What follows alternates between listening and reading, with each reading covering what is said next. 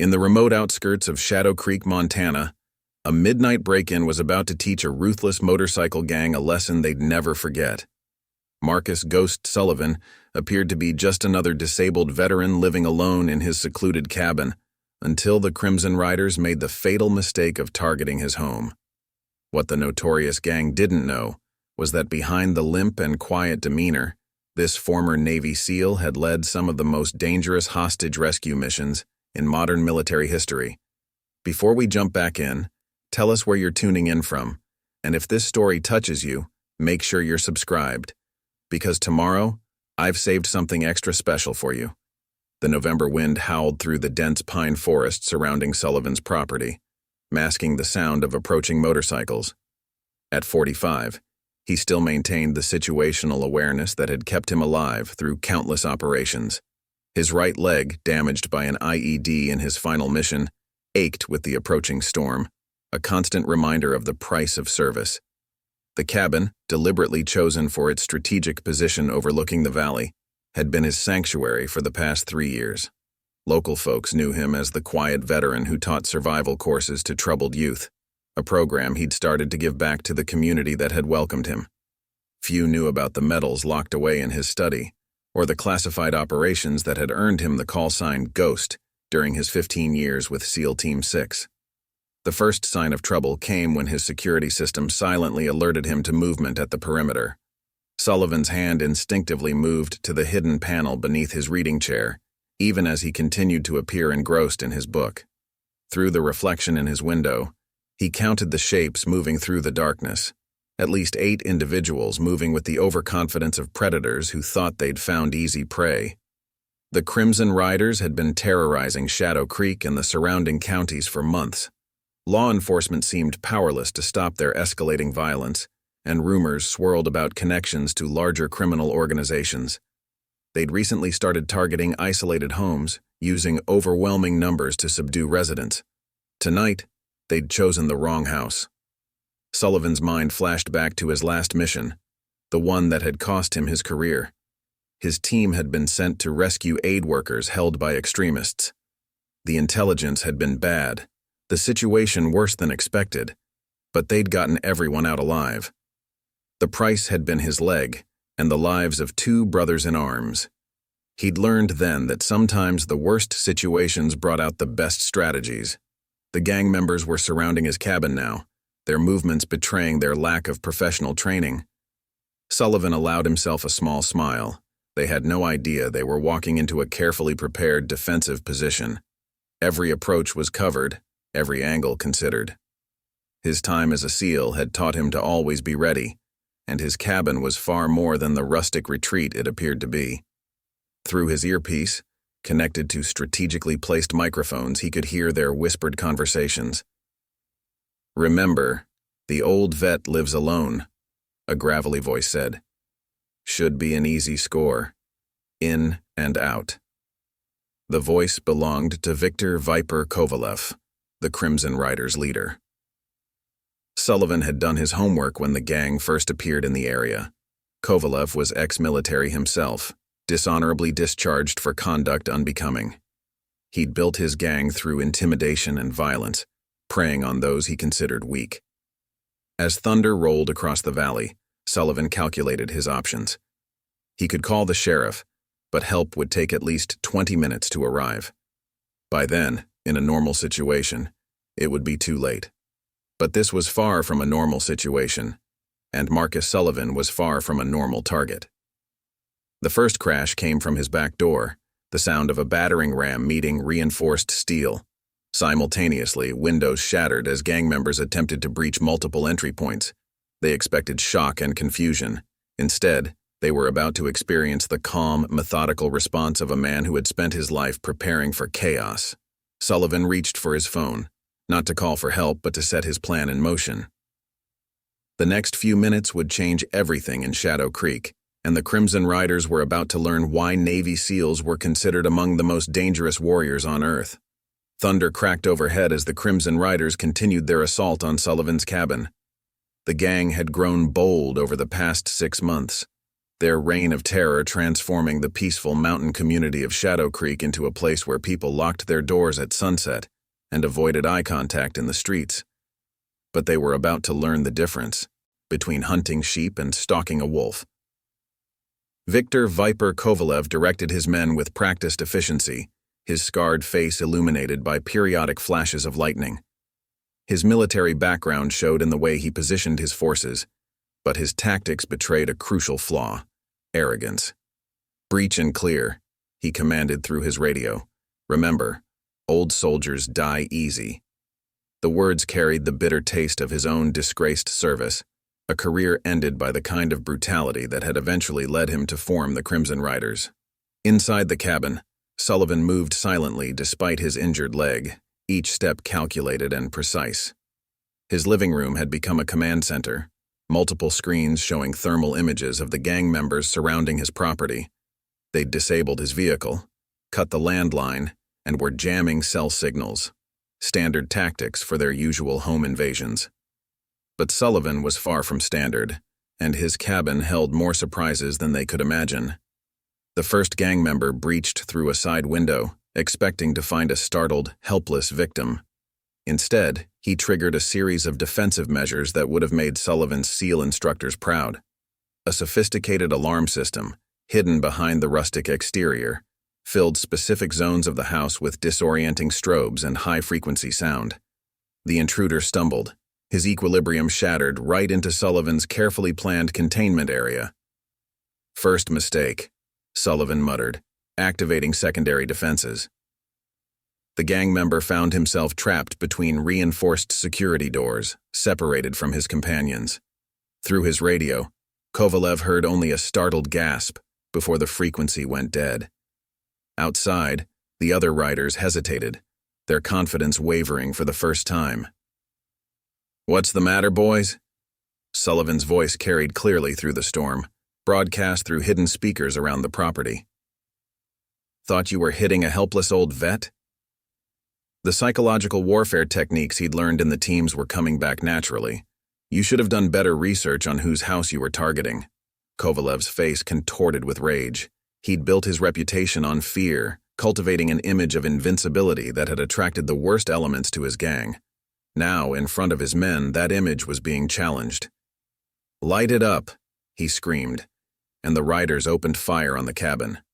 The bullets sparked harmlessly off reinforced walls designed to withstand much worse. Sullivan's mind flashed to the intelligence briefings he'd attended about the Crimson Riders. They'd started small: harassment, vandalism, protection rackets. But recently, they'd graduated to armed robbery and suspected human trafficking. The local sheriff, Tom Hawkins, had reached out to him weeks ago, sensing that the veteran might be a valuable ally against the growing threat.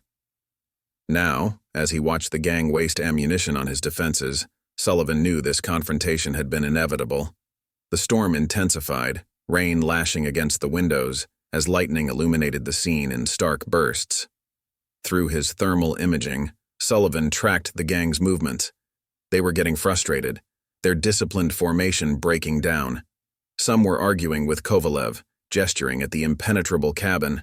They'd expected an easy target, not a fortress. "Your next mistake," Sullivan announced through the speakers, "was assuming I was alone."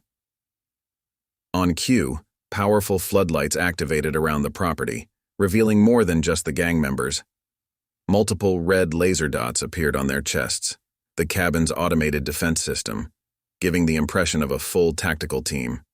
In reality, Sullivan had designed it all himself, using skills honed through years of special operations. Kovalev recognized the deception. He'd seen similar systems during his military service, but his men weren't as experienced. The psychological impact was immediate. Several riders backed away, their weapons lowering. "Stand your ground," Kovalev shouted, but the fear in his voice was evident. His leadership was unraveling. Inside the cabin, Sullivan opened a hidden gun safe, removing a custom-built rifle. He didn't intend to kill anyone. His days of lethal force were behind him, but he needed to end this confrontation before it escalated further. The gang member he'd trapped earlier was unconscious but alive, ready to face justice. He would be the first crack in the Crimson Riders' facade of invulnerability. Last chance, Sullivan's voice boomed across the property. The police are already on their way. You can leave now or find out exactly what a SEAL does when protecting his home. The revelation of his special operations background sent another wave of uncertainty through the gang's ranks. They'd heard stories about Navy SEALs, and none of them ended well for the opposition. Preparing and narrating this story took us a lot of time, so if you are enjoying it, subscribe to our channel. It means a lot to us. Now back to the story. Kovalev, however, wasn't ready to admit defeat. His hand shaking with rage, he reached for his phone. If this former SEAL wanted a war, he'd give him one. The Crimson Riders had connections, serious people who didn't like their operations disrupted. As his men retreated to their bikes, Kovalev made a call that would transform this single home invasion into something much larger. The night was far from over, and Shadow Creek was about to become a battlefield. Dawn painted the Montana sky in shades of crimson as Sheriff Tom Hawkins surveyed the aftermath at Sullivan's cabin. Shell casings littered the ground, and the acrid smell of gunpowder still hung in the air. The captured Crimson Rider, now handcuffed in the back of a patrol car, had already started talking, desperate to make a deal. "You know they'll be back," Hawkins said, watching his deputies photograph evidence. "Kovalev can't let this stand. His whole operation depends on people being too scared to fight back." The sheriff's weathered face showed the strain of months spent watching his community fall under the gang's shadow. Sullivan nodded, his tactical mind already gaming out scenarios. "That's what I'm counting on. But next time, they won't just be facing one retired SEAL." He pulled out his phone now that the jammers were gone and dialed a number he hadn't used in 3 years. "Remember that favor you owe me, Commander?" James "Hammer" Rodriguez, Sullivan's former commanding officer at SEAL Team 6, answered on the second ring. "Ghost? Been a long time, brother. Finally ready to take that consulting job?" Sullivan explained the situation, laying out the emerging threat. Rodriguez listened in silence, then chuckled darkly. "Looks like the team's getting a reunion after all. Give me 6 hours. Inside the cabin, Sullivan accessed a hidden basement armory that would have impressed his old unit. The local deputies had been shocked when he'd given them a tour, but Hawkins understood. Men like Sullivan didn't retire from war. They just chose different battlegrounds. The captured gang member had revealed under questioning that Kovalev's connections reached far beyond Montana, into international weapons trafficking and organized crime. "Your cabin defense system," Hawkins gestured at the sophisticated setup. "You weren't just preparing for random criminals, were you?" Sullivan's expression remained neutral, but his eyes hardened. "Let's just say I recognized certain patterns when the Crimson Riders first showed up. Their tactics, their organization, it suggested military training. Bad guys with training are the worst kind." By mid-morning, surveillance photos from Sheriff Hawkins's network of informants showed heavy movement at the Crimson Riders compound outside town. Vehicles were arriving, not just motorcycles, but armored SUVs with out-of-state plates. Kovalev was calling in professional help. "They're bringing in contractors," Sullivan observed, studying the images. "Ex-military, probably Eastern European based on their vehicle choices. Kovalev's raising the stakes."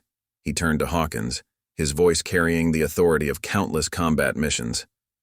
"We need to evacuate the properties nearest to my cabin.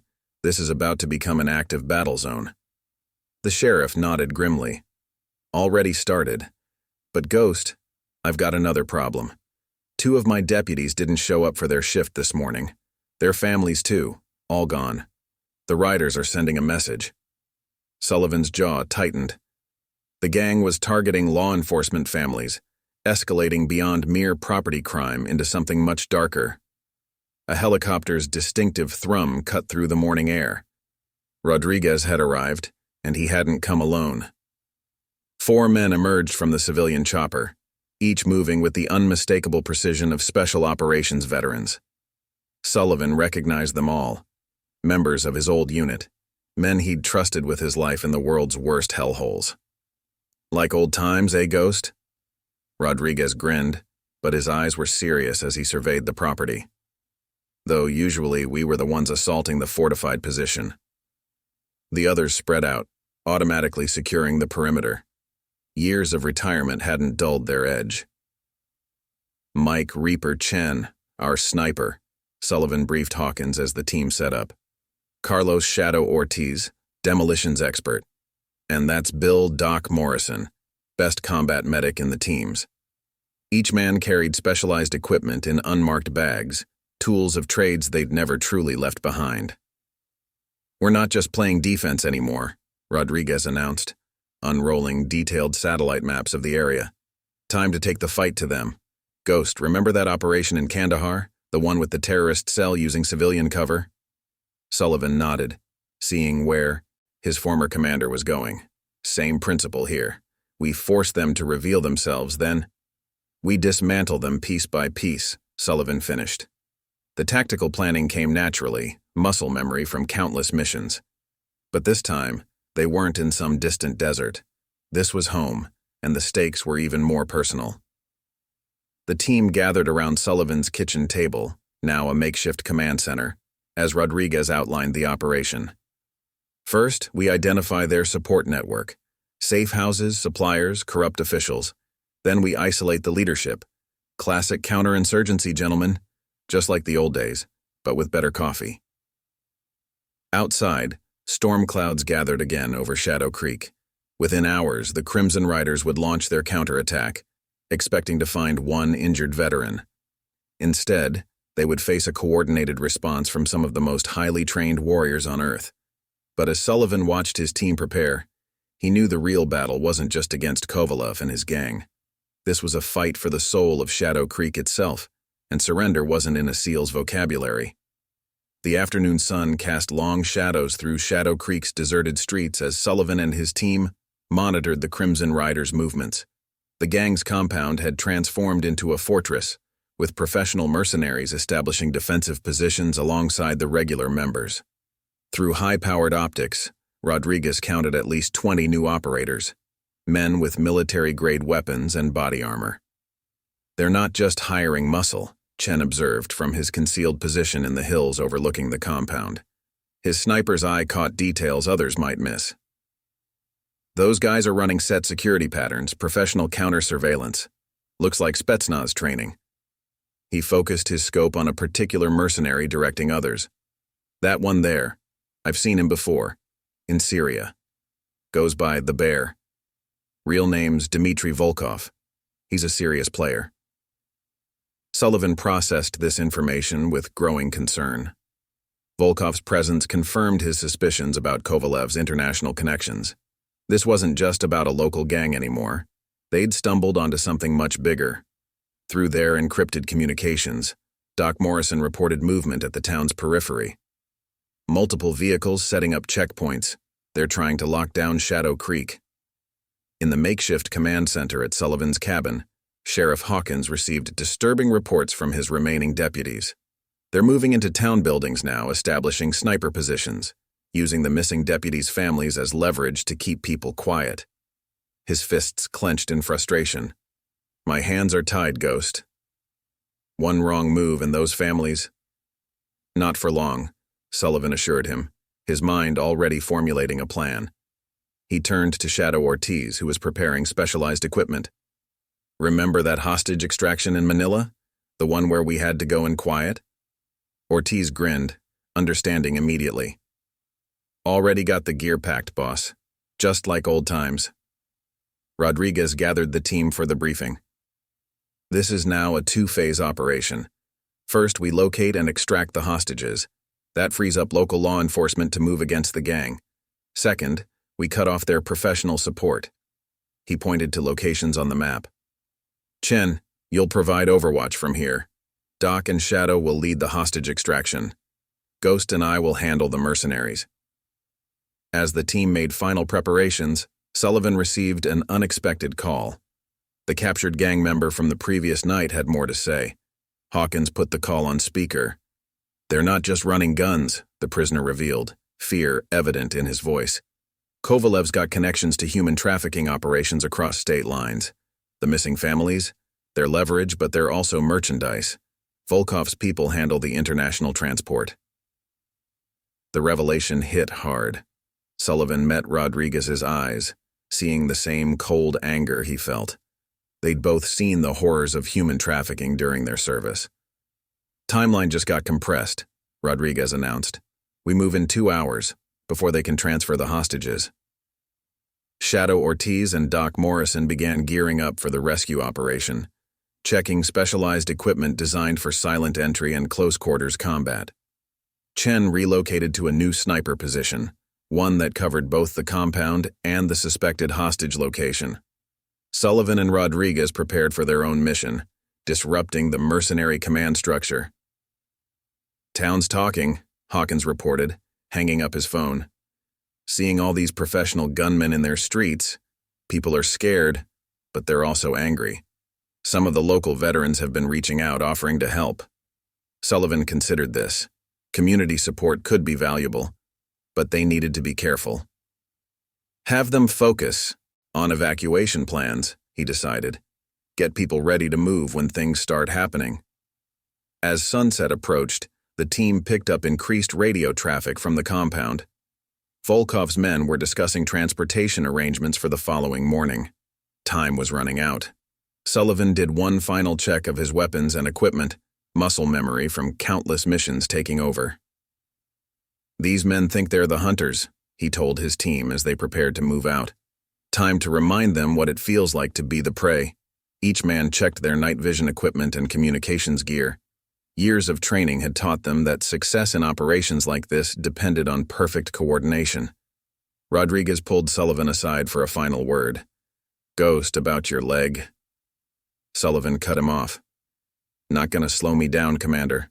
Some things are worth the pain." His old commander nodded, understanding.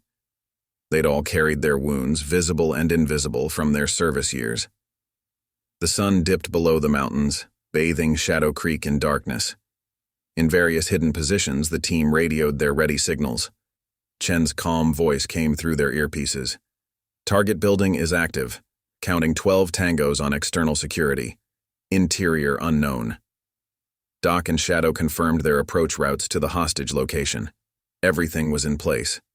Sullivan took a deep breath, feeling the familiar calm of combat settle over him.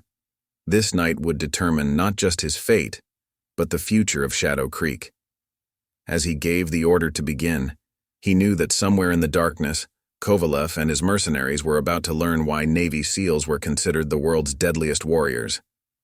The quiet Montana night was about to erupt into carefully orchestrated chaos, and the Crimson Riders would never know what hit them. Night had fully claimed Shadow Creek when Doc Morrison and Shadow Ortiz approached the suspected hostage location, an abandoned paper mill on the town's industrial outskirts. Through their thermal imaging, they could see the heat signatures of guards posted at strategic points. Inside, multiple civilian signatures huddled in what appeared to be the former manager's office. 6 hostages confirmed, Doc whispered into his radio, his medical training helping him identify the heat signatures of children among the adults. 4 guards inside, 8 on perimeter patrol. Chen's voice crackled through their earpieces from his sniper position. "Got eyes on patrol patterns. They're rotating every 15 minutes. Opening coming up in Sector 3. Meanwhile, Sullivan and Rodriguez had begun their approach to the Crimson Riders compound. The mercenaries had established professional security, but they'd made one critical mistake. They were watching for a frontal assault, not the shadowy infiltration techniques that had earned Sullivan his ghost call sign. "Movement at the main gate," Chen reported. "Volkov's arriving with additional forces. Reading, 14 new heat signatures. Professional gear, professional spacing." Sullivan processed this information, adjusting their plan accordingly. More mercenaries meant higher stakes, but also more chaos they could exploit. At the paper mill, Shadow Ortiz prepared his specialized breaching equipment.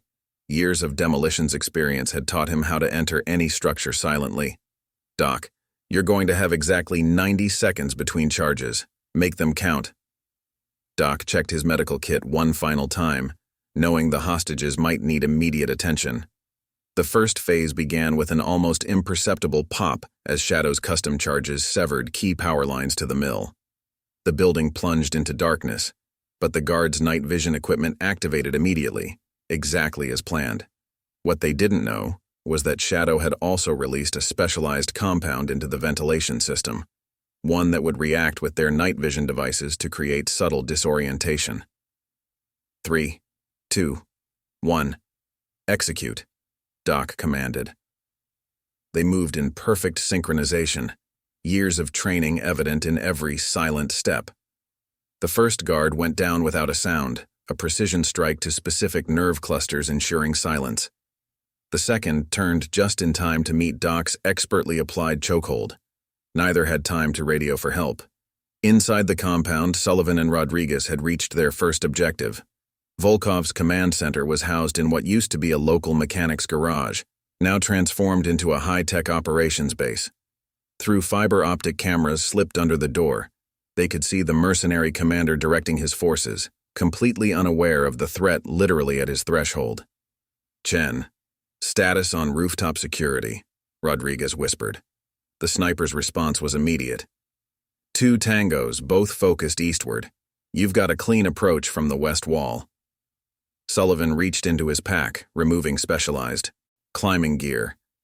His injured leg protested as they began their ascent, but he pushed through the pain. The mission was everything. Back at the paper mill, Shadow and Doc had reached the hostages. The deputies' families huddled together, fear turning to hope as they recognized friendly forces. U.S. Navy SEALs, Doc announced quietly, already checking the children for signs of trauma. "We're getting you out of here." Shadow stood guard, his trained senses alert for any response to their infiltration. The rescue hit its first snag when one of the children, a young girl no more than 6, began coughing uncontrollably. The sound echoed through the empty building. Through their comm units, they heard Chen's urgent warning. "Multiple tangos converging on your position. You've got maybe 2 minutes." Shadow made a quick decision. Reaching into his pack, he removed several specialized devices, sonic disruptors designed to confuse and disorient. "Doc, get them ready to move. Things are about to get loud." He placed the devices at specific points, creating a corridor of chaos that would cover their escape. At the compound, Sullivan and Rodriguez had reached the roof. Below them, through a skylight, they could see Volkov studying tactical displays. The mercenary commander was directing forces toward the paper mill. He'd taken the bait. "Charge set," Rodriguez whispered, placing a specialized breaching device on the glass. "On your go, Ghost." Sullivan keyed his radio. "All units, execute Phase 2. The response was immediate and overwhelming. Shadow's sonic devices activated, filling the paper mill with disorienting frequencies. Chen opened fire from his position, his suppressed rifle systematically eliminating perimeter security. Doc led the hostages through the confusion, following their carefully planned extraction route. The skylight above Volkov exploded inward as Sullivan and Rodriguez descended into the command center. The mercenary commander was good. His reaction time was impressive as he reached for his weapon. But he'd never faced operators of their caliber in close quarters. The fight was brief, decisive, and absolutely silent. "Command center secure," Sullivan reported, already accessing Volkov's communications equipment. "Beginning data retrieval." The intel they found would prove invaluable, revealing the full scope of the Crimson Riders' criminal enterprise. But they weren't done yet. Kovalev was still out there, and he'd just lost his professional muscle. As Doc's team successfully evacuated the hostages to waiting sheriff's deputies, and Rodriguez secured their high-value prisoner, Sullivan allowed himself a moment of grim satisfaction. Phase 2 had succeeded, but the night was far from over. The real battle for Shadow Creek was about to begin, and Kovalev would respond with desperate fury. The question was, what would a cornered criminal do when his world started crumbling around him? Sullivan had seen enough combat to know that the most dangerous moments often came after the first victory. As he studied the tactical displays in the captured command center, he prepared himself for whatever desperate gambit Kovalev might attempt. The war for Shadow Creek was entering its final, most deadly phase. The captured command center's displays painted a digital picture of chaos as Kovalev's criminal empire began to unravel. Sullivan watched through surveillance feeds as the Crimson Riders' leader received word of Volkov's capture and the hostages' rescue. Kovalev's reaction was immediate and violent, putting his fist through a computer monitor at their secondary base. "He's losing it," Rodriguez observed, securing the last of their restraints on Volkov. The mercenary commander remained stoically silent, but his eyes betrayed concern. He knew what desperate men were capable of. "Ghost, we've got movement at all rider rally points. They're mobilizing everything they've got." Chen's voice crackled through their comms. "Multiple vehicles leaving their compound. Count 17 bikes, 4 SUVs, all heavily armed. They're rolling into town." Through the thermal imaging, they could see the heat signatures of weapons that went well beyond typical gang artillery. "They're breaking out their serious hardware," Chen added grimly. "RPGs, belt-fed machines guns, looking like they're planning for a war."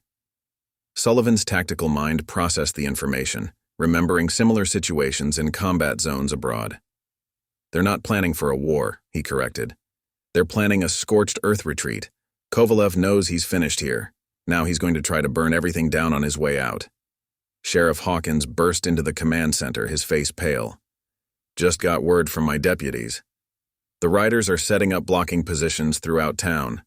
They're taking civilian hostages, turning the main street into a kill zone." He paused, the next words catching in his throat. "They've got explosives. Ghost. Military-grade stuff." Doc and Shadow, having successfully delivered the rescued families to safety, rejoined the team. Building plans downloaded from Volkov's system show underground fuel lines running beneath the main street, Shadow reported, his demolitions expertise lending weight to his concern. If they detonate in the right places, they could take out half the town center. Sullivan turned to Volkov, seeing confirmation in the mercenary's subtle expression change. That was the contingency plan, wasn't it? If everything went bad, destroy the evidence and the witnesses. Volkov remained silent, but his silence was answer enough. "We need to move now," Rodriguez urged, already checking his weapons. "Standard counter-terror protocol. Isolate the leadership, neutralize the bombs, protect civilians." But Sullivan held up his hand, his mind racing through alternatives. This wasn't a foreign battlefield. This was home, with American civilians in the crossfire. "Wait," he said, moving to the tactical displays. "Look at their positioning. Kovalev's not just covering his escape, he's funneling us. He wants us to respond exactly the way we're trained to." Years of combat experience had taught Sullivan to recognize patterns, and something about this felt wrong. He's got a secondary play in mind. As if confirming his suspicions, new alerts flashed across the screens. Chen's urgent voice filled their comms. "Multiple thermal signatures at the town's power station. They're placing charges on the transformers. Take those out. The whole valley goes dark, including hospital backup systems." The situation was deteriorating rapidly. Kovalev had transformed from a gang leader into a terrorist, threatening to destroy the very town he'd once sought to control. But Sullivan recognized something else in the rider's tactics. The desperate moves of a man who'd lost everything except his desire for revenge. He's not trying to escape, Sullivan realized, studying the pattern. This is personal now. He wants to force a confrontation. Rodriguez nodded grimly, seeing the same signs. "Making it so we have to split our forces, come at him the way he wants." Sullivan gathered his team, their years of working together evident in how quickly they fell into mission briefing stance. "Doc, Shadow, you handle the power station. Chen, maintain overwatch and coordinate with local law enforcement to begin civilian evacuation.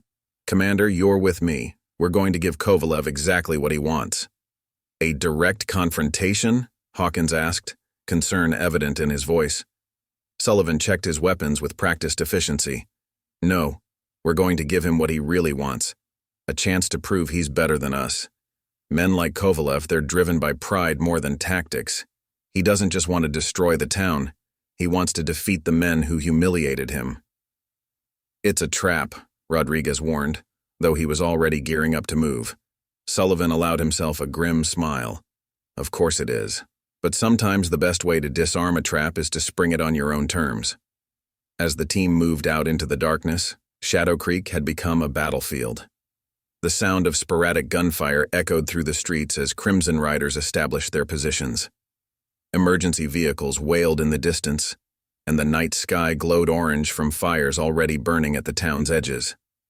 Sullivan felt the familiar combat calm settle over him as they prepared to move. His injured leg ached with the promise of coming exertion, but he pushed the pain aside. The next hour would determine not just his fate, but the future of every civilian caught in Kovalev's desperate endgame. The final battle for Shadow Creek was about to begin, and this time, there would be no middle ground. Either they stopped Kovalev's reign of terror once and for all, or the town would burn. Sullivan had faced worse odds in combat, but never with so many innocent lives hanging in the balance. The night was about to explode into violence, and only one side would walk away.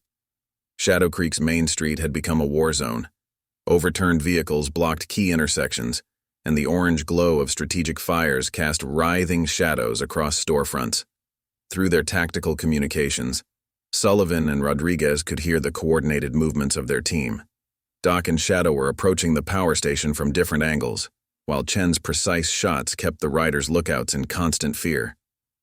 Multiple explosives confirmed, Shadow reported, his expert eye cataloging the charges placed around the power station's critical infrastructure. Professional setup, mercury switches, redundant detonators. These guys weren't messing around. The demolitions expert's voice carried the weight of experience. One wrong move and the whole grid goes down. Sullivan and Rodriguez moved like ghosts through the chaos, their years of special operations. Experience evident in every silent step. They'd identified Kovalev's most likely position, the old courthouse that overlooked the town square. It was tactically sound, offering multiple escape routes and clear lines of sight in all directions. Getting some strange readings, Chen's voice crackled through their comms. Thermal shows more heat signatures in the courthouse basement than there should be. Sullivan paused, processing this information. What kind of heat signatures? The sniper's response was grim, consistent with large quantities of explosives. Way more than they'd need just for demolition.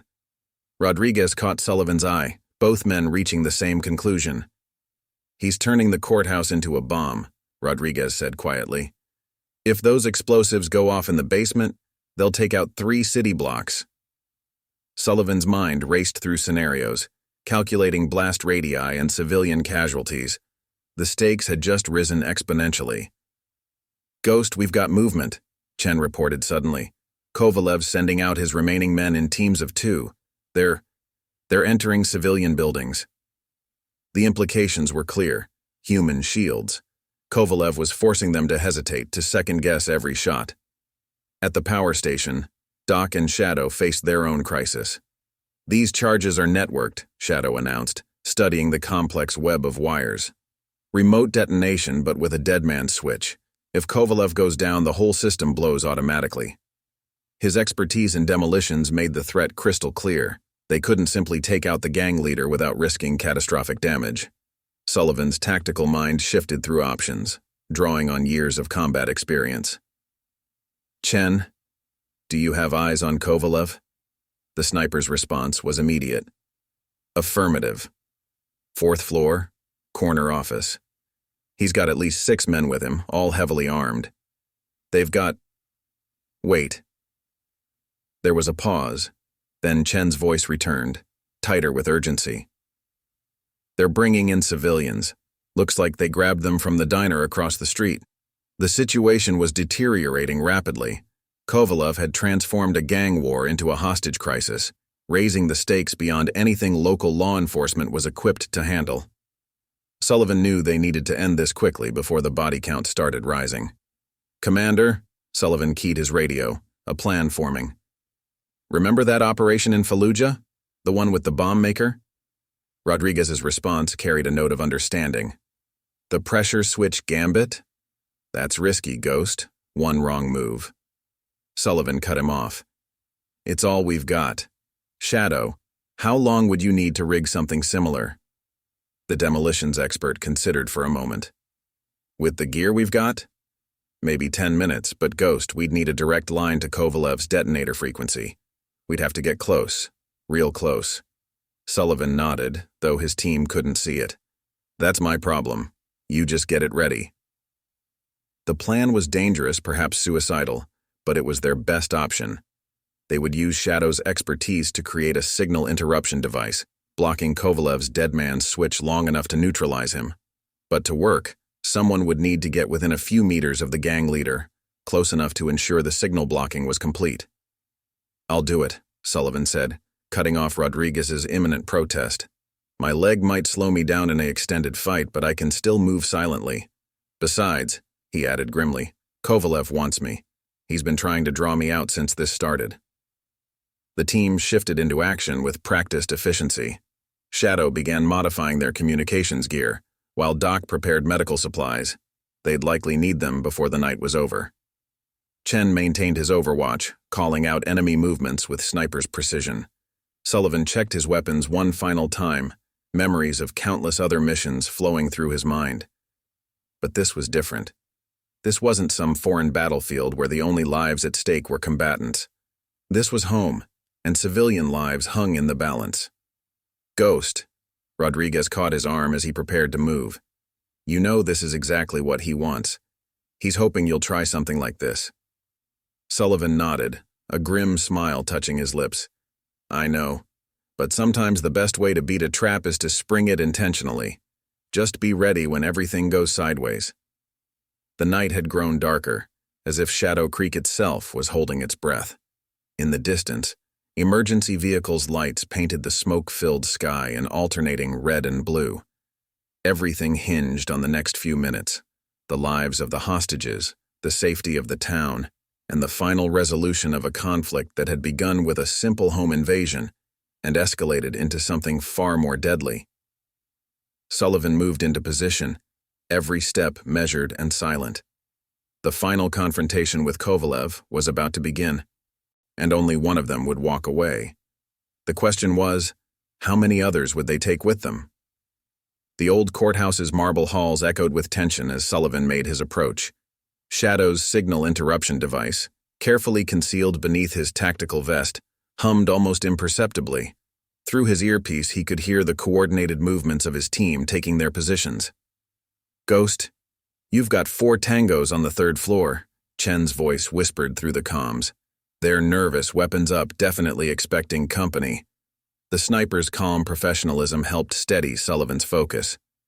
"Kovalev's still in the corner office, 4th floor. He's got 3 civilians with him, 2 women, 1 elderly man from the diner." Sullivan moved like a shadow through the darkened building, his injured leg protesting but holding steady. Years of special operations had taught him how to push through pain, how to use it to sharpen his focus rather than hinder it. The device needed to get within 10 meters of Kovalev to work. Any further, and they risked the dead man's switch triggering. "Power station status," he subvocalized into his comm. Shadow's response was immediate. "Charges are still hot. Doc's got eyes on 2 guards, but there are probably more we can't see. We're ready to move on your signal." Sullivan acknowledged with a clicking sound. They were past the point where words were safe. The 4th floor approached too quickly. Sullivan could hear Kovalev's voice now, angry and sharp as he berated his men in a mix of English and Russian. Through thermal imaging, Sullivan tracked the heat signatures of the hostages, huddled in the corner of the office. The elderly man appeared to be having trouble breathing. They were running out of time. "Package is in position," Rodriguez reported from his hidden location outside.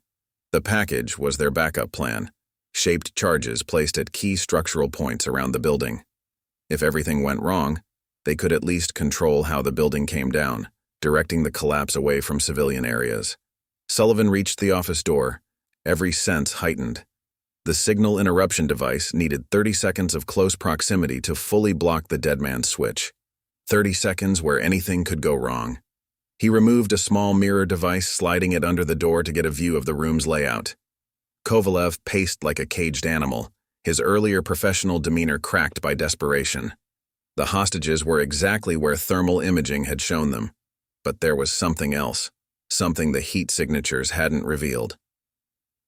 Wires ran from Kovalev's position to a laptop on the desk. The screen showed camera feeds from throughout town, including the power station. "He's got eyes everywhere," Sullivan whispered into his comm. "Shadow, Doc, he can see you." But before his team could respond, everything went sideways. One of the hostages, the elderly man, suddenly clutched his chest and collapsed. The movement startled one of Kovalev's men, who spun with his weapon raised. Sullivan made his decision in a split second. He burst through the door as the guard's finger tightened on the trigger, his own weapon already tracking. 2 precise shots dropped the guard before he could fire, but the element of surprise was gone. Kovalev spun, his eyes wild, but his hands steady on his weapon. "Finally," the gang leader snarled, "the ghost shows himself." His free hand moved to a device on his belt, the detonator. One more step, and everything burns. The remaining guards had their weapons trained on the hostages, creating a deadly tableau. Sullivan kept his weapon raised but didn't fire.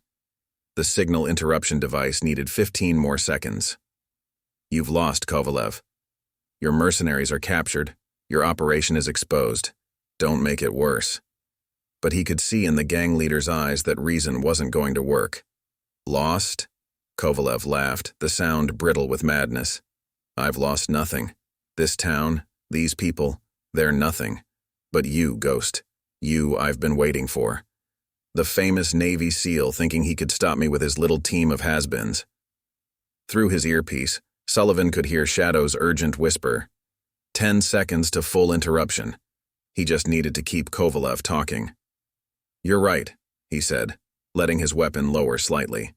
"This is between you and me. Let the hostages go, and we'll settle it." Kovalev's eyes narrowed, studying Sullivan's stance. "You're injured," he realized, noting the slight favor to Sullivan's right leg.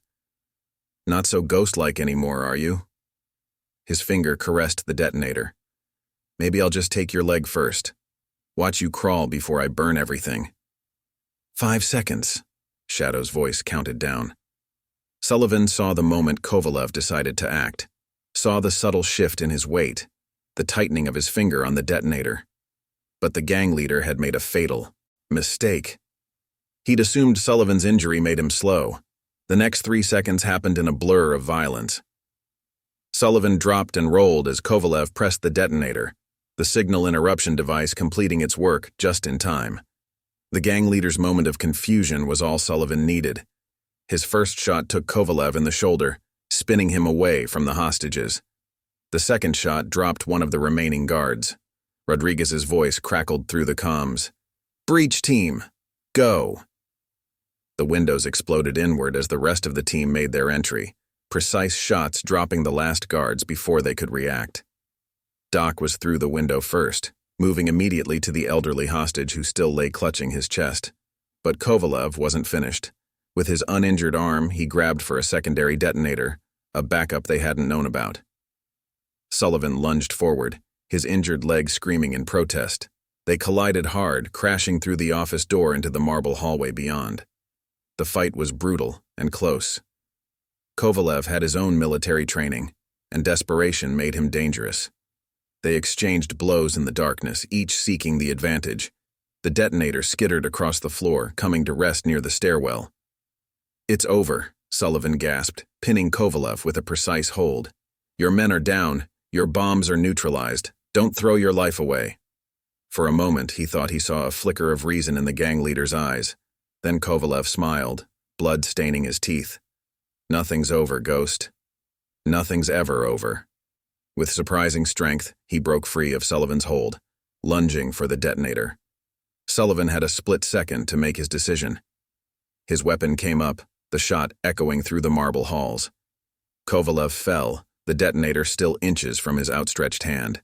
"Target down," Sullivan reported, his voice steady despite the adrenaline coursing through his system. "Doc, how's the civilian?" The response was positive. The elderly man was stable, already being evacuated along with the other hostages. Outside, the night was finally growing quiet.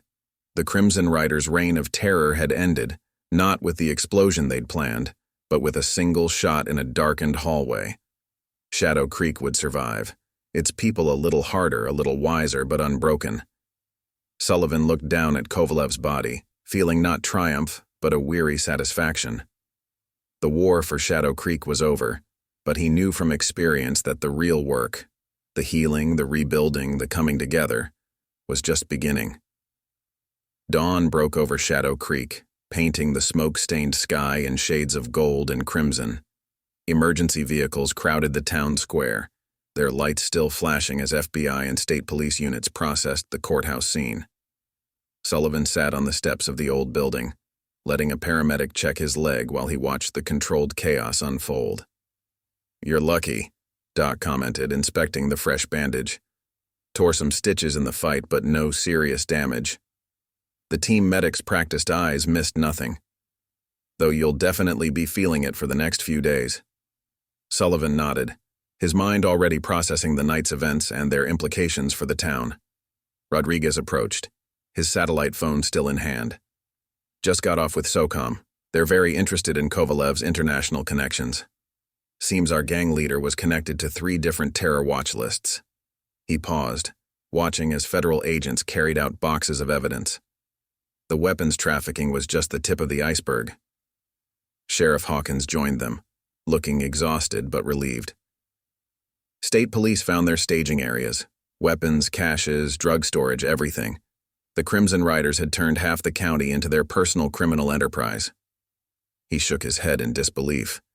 "And we never knew how deep it went until they made the mistake of targeting your cabin." Shadow and Chen emerged from the courthouse basement, where they'd finished dealing with the last of the explosives. "Place was rigged to take out half the town," Shadow reported, still wearing his EOD gear. "Professional setup, too. These guys weren't playing around." Chen nodded in agreement, his sniper's eye having caught every detail of the operation's scope. The town was beginning to stir as the sun rose higher. Residents emerged from their homes, assessing the damage and checking on neighbors. But there was something else in their expressions now. Not just relief, but determination. The night's events had changed Shadow Creek in fundamental ways. "Mr. Sullivan!" a voice called out. It was Mike Chen, owner of the diner where the hostages had been taken. He approached with a group of town residents, including some of the rescued hostages. We wanted to thank you. All of you." The elderly man Sullivan had seen collapse in the courthouse stood among them, looking shaken but alive. "Don't thank us yet," Sullivan replied, rising carefully to his feet. "The Riders might be gone, but they're not the only ones out there. Towns like Shadow Creek, they attract trouble sometimes." But the diner owner shook his head, a determined set to his jaw. "That's exactly why we're here. We're forming a community watch program. Real one, not just patrols. Training, communications, the works." He gestured to the group behind him, which Sullivan now noticed included several military veterans who lived in town. "We are not going to be victims again." Rodriguez smiled, recognizing the change happening before them. "Ghost, reminds me of that village in Afghanistan, the one that decided it wasn't going to take it anymore." Sullivan nodded, remembering. Some victories weren't just about defeating an enemy, they were about helping people find their strength. As the morning progressed, more residents arrived, offering help with cleanup and rebuilding. The courthouse's structural damage would take months to repair, but the community's spirit was already rebuilding itself. Sheriff Hawkins organized volunteers into teams, coordinating with emergency services to begin the recovery process. "You know," Doc observed, watching the town come together, "this is starting to look less like aftermath and more like a beginning." He was right. The Crimson Riders had intended to destroy Shadow Creek, but instead, they'd forced it to become stronger. FBI agents approached, wanting to debrief the team about the operation. But before they began, Sullivan noticed something significant. The former riders who'd been arrested, the ones who'd surrendered rather than follow Kovalev's suicidal orders, were cooperating. Not just about the gang's operations, but about other criminal enterprises in the region. "Sometimes," Rodriguez mused, watching the scene, "the best way to defeat an enemy is to show them a better way." Several of the arrested gang members were local boys who'd been drawn into Kovalev's orbit by promises of power and belonging. Now they were seeing a different kind of strength in their community's response. Sullivan's phone buzzed with a message from his old SEAL command. They wanted him to consult on dismantling similar criminal networks in other small towns. The night's events had exposed a larger problem, one that his unique experience might help address. Thinking of taking them up on it? Rodriguez asked, noting his friend's thoughtful expression. Sullivan looked around at Shadow Creek, at the people working together to rebuild, at the way crisis had forged stronger bonds between neighbors. Maybe, he replied. But first, we need to make sure this town's ready for whatever comes next. He gestured to the gathering crowd of volunteers. These people just showed us they're willing to fight for their home. Least we can do is teach them to do it right. As the morning wore on, Shadow Creek began to transform. The scars of battle remained, broken windows, bullet holes, scorch marks on buildings, but they would become reminders of the town's resilience rather than its victimization. The community that emerged from the night's violence was fundamentally different from the one that had entered it. Sullivan watched it all from his porch later that day, his team gathered around him. They'd faced worse odds in combat, but this victory felt different. They hadn't just defeated an enemy.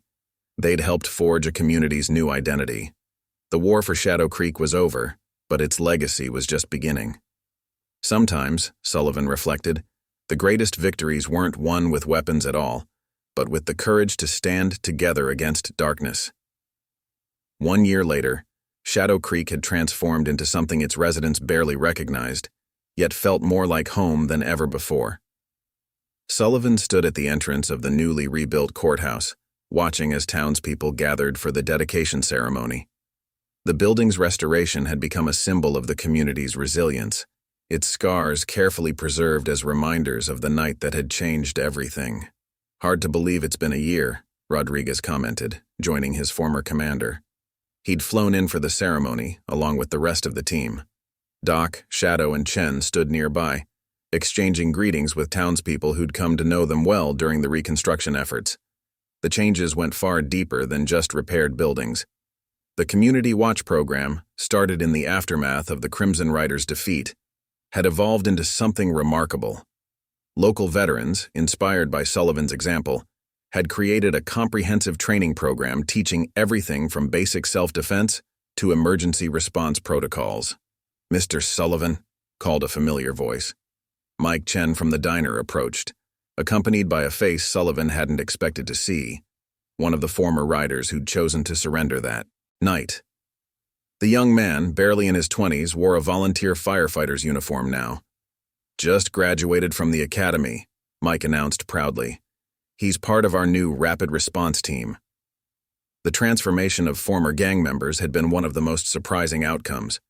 Those who'd rejected Kovalev's final orders, choosing surrender over destruction, had found something they'd been searching for all along.